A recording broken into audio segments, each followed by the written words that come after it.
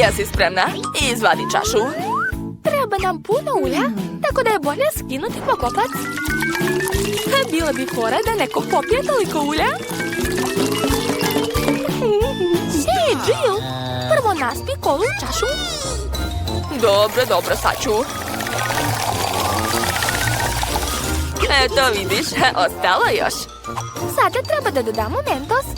Mislim da će 2 bombone biti dovoljno. O, daj mi jednu. Izvoli. Pitam se šta će biti ako stavim mentos u usta i popijem kolu. O, jao, mamice! U pomoć!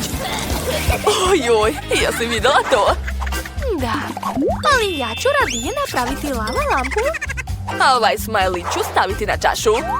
Okrećem i stavljam na drugu čašu. Sklanjam papir i... O, uspelo je! Pića se mešaju i prave mehuriće. Cool! 5 zvezdica.